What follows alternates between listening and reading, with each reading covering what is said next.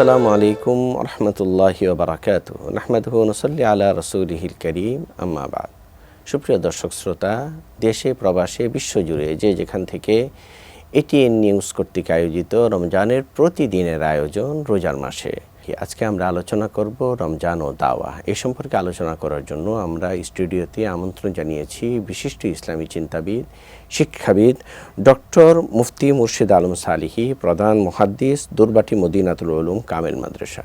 আসসালামু আলাইকুম ওয়া রাহমাতুল্লাহি ওয়া বারাকাতুহু। মোহতারাম, কেমন আছেন? আলহামদুলিল্লাহ, আল্লাহ পাক খুব ভালো রেখেছেন। আপনি কেমন আছেন? আলহামদুলিল্লাহ। রোজার মাসের অনুষ্ঠানে আপনাকে স্বাগত জি, জানাচ্ছি। আপনাকে মোবারকবাদ জানাচ্ছি। জাযাকাল্লাহ। মোহতারাম, আমরা যেটা দেখি যে রমজান মাসকে আমরা কেবলমাত্র কয়েকটা ইবাদতের মধ্যে সীমাবদ্ধ করে ফেলি। আমরা সাধারণত তারাবি, ইফতার, সেহরি এগুলোর মধ্যেই আমরা সাধারণ মানুষেরা সীমাবদ্ধ করে থাকি। অথচ রাসূল পাক সাল্লাল্লাহু আলাইহি ওয়াসাল্লাম কি রমজান মাসে দাওয়াতের কাজ করেননি? অবশ্যই। তো এই বিষয়টিকে আসলে আপনি কিভাবে দেখবেন? রমজান এবং দাওয়াতের যে আমাদের দায়িত্ব, সেই বিষয়টিকে আপনি কিভাবে জি, দেখবেন? ধন্যবাদ সুযোগ উপস্থাপক। আসলে আল্লাহ তাআলা এই রমজানের মূল কারণ বা কেন এই রমজান দিয়েছেন, এই জন্য আল্লাহ নিজেই কোট করেছেন, শাহরুর রমাদান আল্লাযী উনজিলা ফীহিল কুরআন হুদাল লিন্নাস ওয়া বায়্যিনাতিম মিনাল হুদা ওয়াল ফুরকান। যে এই রমজানুল মুবারকে কোরআন নাজিল হয়েছে। এই যে কোরআনটা নাজিল হলো কেন? হুদাল লিন্নাস, মানুষের হেদায়েতের জন্য। এখানে দেখেন লিল মুমিনিন বলেন নাই যে শুধু মুমিনদের জন্য কোরআন নাজিল হয়েছে, মানুষের জন্য বলছেন। তাহলে যে ধর্মের মানুষ এই কোরআনকে ফলো করবে তার জন্য হেদায়েত হবে। যদি সে এই কোরআনকে ফলো করে, যদি সে কালেমা গ্রহণ করে, যে ইসলাম ধর্ম গ্রহণ করে থাকেন, তাহলে অবশ্যই তার ভিতরে সেই হেদায়েত চলে আসবে অটো সিস্টেমে। এরপরে রাসূলুল্লাহ সাল্লাল্লাহু আলাইহি ওয়াসাল্লাম বায়্যিনাতিম মিনাল হুদা ওয়াল ফুরকান, এই কোরআন মানুষকে সত্য এবং মিথ্যার মাঝে পার্থক্য করে দিবে, হালাল হারাম তাদেরকে শিক্ষা দিবে। তাহলে এর ভিতরে কিন্তু ব্যাপক সব কিছু চলে আসছে। যখন হেদায়েতের কথা বলা হয়েছে, তাহলে বোঝা যায় শুধুমাত্র তারাবির নামাজই রমজান মাসে সীমাবদ্ধ নয়, ইফতার সাহারি সীমাবদ্ধ নয়, বরং এই রমজান মাসটাকে আমরা একটা রুটিন ওয়ারিকে একটা প্যাকেজ করতে পারি গুনামাপের জন্য। ধরুন আমরা এই বিভিন্ন মৌসুম রয়েছে, শীতের একটা মৌসুমের দেখবেন সবজির একটা আলাদা স্বাদ রয়েছে, আবার গ্রীষ্মকালীন কিছু কিছু ফল রয়েছে, সেটার স্বাদ আলাদা রয়েছে। এটা দিয়ে বোঝাতে চাচ্ছি যে এক একটা সিজনের এক একটা খাবার, এক একটা ফল, এক একটা গ্রান সুগ্রান স্বাদ আল্লাহ তাআলা দিয়েছেন। এরকমভাবে 12টি মাসের মধ্যে রব্বুল আলামিন একটি মাসকে নির্দিষ্ট করেছেন গুনামাপের জন্য, উম্মতি মুহাম্মাদী, সেটি হচ্ছে এই রমাদানুল মুবারক। এই জন্য রাসূলুল্লাহ সাল্লাল্লাহু আলাইহি ওয়াসাল্লাম বলেছেন শাহরুর রমাদান শাহরুল মুকাফফারা, এটি হচ্ছে গুনাহ মাপের কাফফারা, অর্থাৎ গুনাহ করেছে, গুনাহ ক্ষমা করার একটি সুবর্ণ সুযোগ রয়েছে। এই জন্য রাসূলুল্লাহ সাল্লাল্লাহু আলাইহি ওয়াসাল্লাম প্রতিদিন কোরআন তেলাওয়াত তিনি নিজে করতেন এবং সাহাবায়ে কেরামদেরকে আদেশ করতেন। এবং রাসূলুল্লাহ সাল্লাল্লাহু আলাইহি ওয়াসাল্লামের কাছে জিবরাইল আমিন আলাইহিস সালাম এসে কোরআন শোনাতেন, আবার পয়গাম্বরও জিবরাইল আমিন আলাইহিস সালামকে শোনাতেন। তাহলে আমরা আমাদের যাদের কোরআন তেলাওয়াত অশুদ্ধ রয়েছে, কোরআন তেলাওয়াত করতে পারি না, রমজানুল মুবারকে যদি আমরা একটু চিন্তা করি যে আমার এই রমজান হোক আমার কোরআন সহিশুদ্ধভাবে পড়ার অঙ্গীকারের একটি ইবাদতের মারকাজ, যদি এই চিন্তা থাকে, অবশ্যই আমার কোরআন যদি সহিশুদ্ধ হয়, রাসূলুল্লাহ সাল্লাল্লাহু আলাইহি ওয়াসাল্লাম বলেন মান কারা আল কোরআন হরফান ফালাহু আশরু হাসানা, যে কোরআনে একটি অক্ষর সহিশুদ্ধভাবে তেলাওয়াত করবে তার জন্য 10টি নেকি। এটি হচ্ছে রমজানের বাহিরে। আর পয়গাম্বর বলেন কুল্লু আমাল ইবনে আদম ইউদাফুল হাসানাতু বিআশরি আমসালিহা ইলা 700 দিফ। রাসূলুল্লাহ সাল্লাল্লাহু আলাইহি ওয়াসাল্লাম বলছেন যে প্রত্যেকটি আমলকে আল্লাহ তাআলা 1 থেকে 70 গুণ বৃদ্ধি করে দেন। আবার অন্য বর্ণনায় আছে এই 700 অর্থাৎ 700 গুণ পর্যন্ত যায়। তাহলে একটা অক্ষরে 700টা সওয়াব দান করবেন। তাহলে আমাদের সন্তানগুলো যদি কোরআনের সাথে এই রমজান মাসে কোরআনের হেদায়েত যদি তাদেরকে দিতে পারি, প্রত্যেকটি সন্তানের জবানে যদি কোরআন থাকে, তাহলে ঘরের ভিতরে রহমত থাকবে। এই সন্তানগুলো নৈতিক শিক্ষায় শিক্ষিত হবে, বড়দেরকে শ্রদ্ধা করা শিখবে, নেশার সাথে তারা জড়িত হবে না, এবং তারা অন্যায় করতে গেলে একটু হলো তার আফসোস বা একটা ব্রেনের ভিতরে তার একটা চিন্তা আসবে যে আমি তো কোরআন পড়েছি, আমি তো ইসলাম চর্চা করি, তখন কিন্তু এটি একটা বাধা তার সৃষ্টি। জাযাকাল্লাহ। আমরা কোরআনের একটা আয়াত দেখি, আল্লাহ সুবহানাহু ওয়া তাআলা বলেন কু আনফুসাকুম ওয়া আহলিকুম নারান, জি, সূরাতুত তাহরিমের আয়াত। তো এখানে দ্বারা আমরা কি বুঝতে পারলাম যে আমি যদি রমজানে আমার পরিবারের মধ্যেও কোরআন শিক্ষার আয়োজন করি, তাদের কোরআন সহিশুদ্ধের যদি আয়োজনটা আমি করতে পারি, এটাও তো দাওয়াতের অন্তর্ভুক্ত হবে।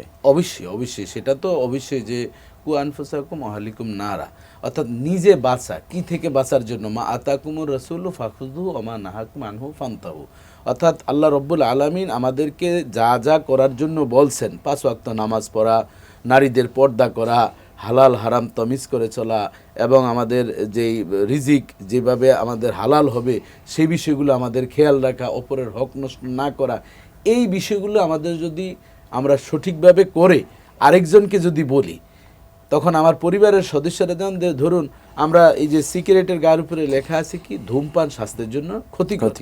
আচ্ছা, বক্সের উপরে দিয়ে আপনি বিক্রি করতেছেন সিগারেট, তাহলে কেউ কি কোনোদিন সেটা পালন করবে? ডাক্তার লেখার সময় বাম হাতে সিগারেট বলছে যে আপনার ফুসফুসের সমস্যা আছে, ক্যান্সার হওয়ার সম্ভাবনা, আপনি সিগারেট খাবেন, অথচ তিনি নিজেই খাচ্ছেন।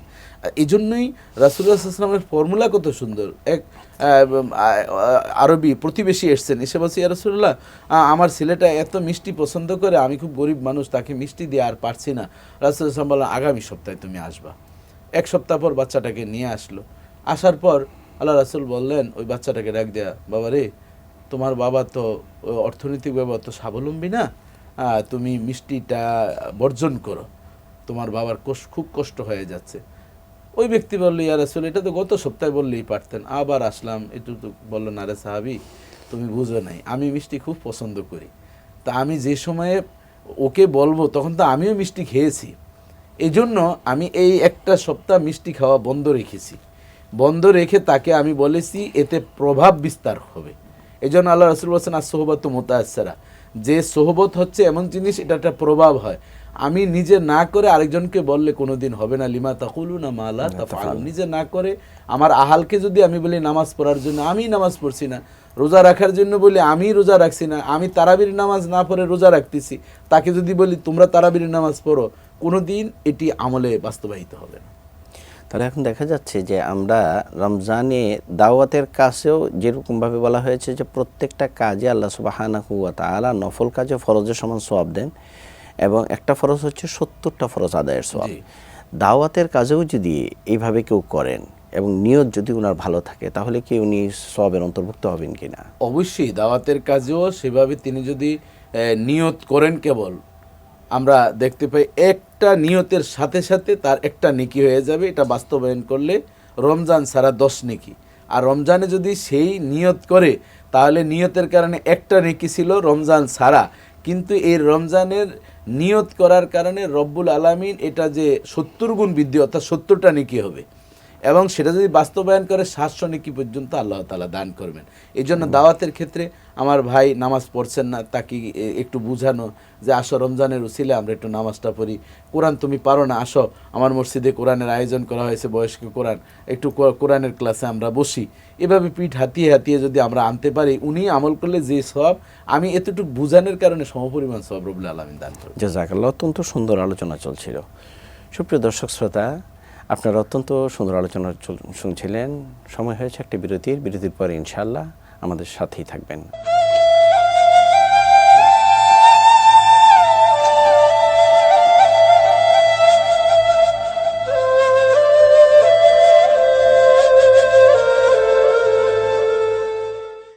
আসসালামু আলাইকুম ওয়া রাহমাতুল্লাহি ওয়া বারাকাতুহু। সুপ্রিয় দর্শক, এটিএন নিউজ কর্তৃক আয়োজিত রমজানের প্রতিদিনের আয়োজন রমজান মাসে অনুষ্ঠানে আপনারা দেখছিলেন যে আলোচনা চলছিল যে রমজান এবং দাওয়া, এই সম্পর্কে আমরা আলোচনা শুনছিলাম বিজ্ঞ আলোচক ডক্টর মুফতি মুর্শিদ আলম সালিহি থেকে।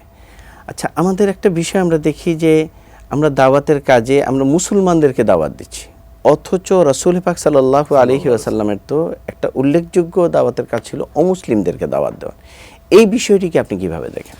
ধন্যবাদ। আসলে এটি আমরাও মাঝে মধ্যে ভাবি যে মুসলমানদেরকে দাওয়াত দিচ্ছে, এখন এই জন্য মুসলমানের মুসলমানিত্ব যেভাবে থাকার, সেভাবে দেখা যায় যে মুসলমানদের সে মুসলমানিত্ব নেই। আপনি পরিসংখ্যান দেখেছেন কিনা জানি না, কিছুদিন আগে একটা প্রতিবেদন এসেছে, বাংলাদেশের 2% হচ্ছে নামাজি, অর্থাৎ 98 জনই বেনামাজি। আল্লাহ, এটি আমাদের জন্য অত্যন্ত দুঃখজনক বিষয়। নামাজকে আমরা গুরুত্বই দিচ্ছি না। শবে বরাতের রাতে কিন্তু সবাই হুমড়ি খেয়ে পড়ে, শবে বরাত শেষ, লাইলাতুল কদরও অর্ধেক খুঁজে পাওয়া যায় না, যেটা আমি বাস্তবতায় দেখছি।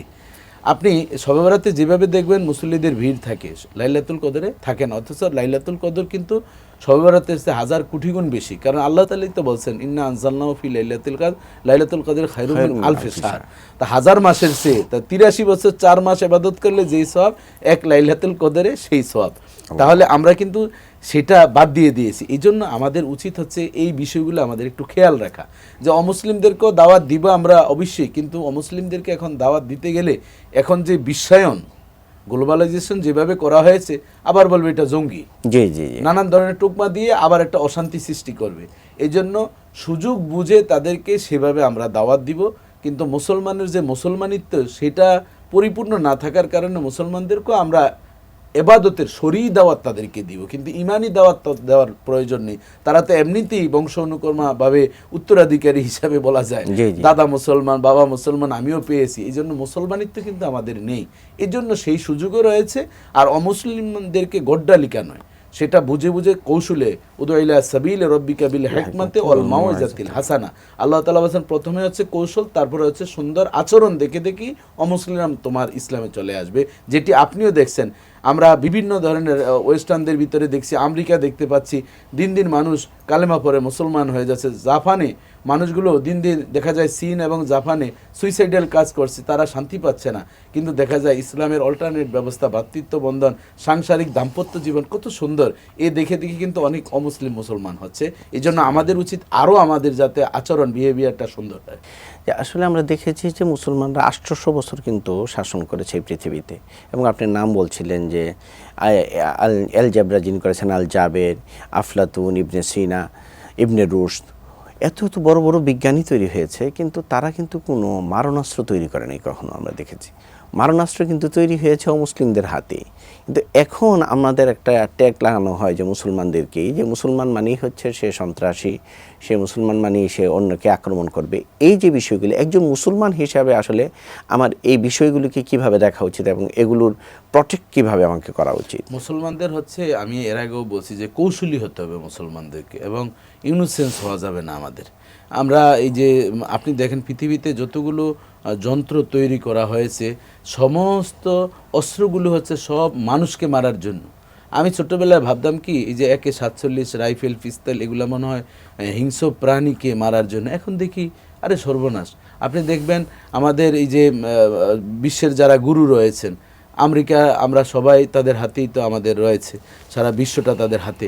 তারা অস্ত্রের ব্যবসায় রমরমা। আপনি দেখবেন একটা রাষ্ট্রের সাথে আরেকটা রাষ্ট্রকে এভাবে বাজিয়ে রাখে, কিসের জন্য? যে তারা না হলে অস্ত্র বিক্রি করবে কার কাছে? অস্ত্র দিয়েই তো তাদের ব্যবসা চলছে, এর চেয়ে আর ব্যবসা পৃথিবীতে আর নেই। অথচ মানুষকে আশরাফুল মাখলুকাত, আল্লাহ তাআলা বলেছেন লাকাদ খালাকনাল ইনসানা ফি আহসানি তাকওয়িম, মানুষকে আমি কত চমৎকার অবকাঠামো দিয়ে তৈরি করেছি। এই মানুষদেরকে আমি সকল সৃষ্টির মাঝে 1 নম্বর রুলে রেখেছি, আশরাফুল মাখলুকাত। আবার আল্লাহ তাআলা অভিমান করে বলছেন উলাইকা কাল আনআম, যে এরা চতুষ্পদ জন্তুর মতন হয়ে যাবে, বালহুম আদাল। আল্লাহ তাআলা গুসা করে বলছেন চতুষ্পদ জন্তু যা না করে মানুষ এর চেয়ে আরো নিকৃষ্ট কাজ করবে।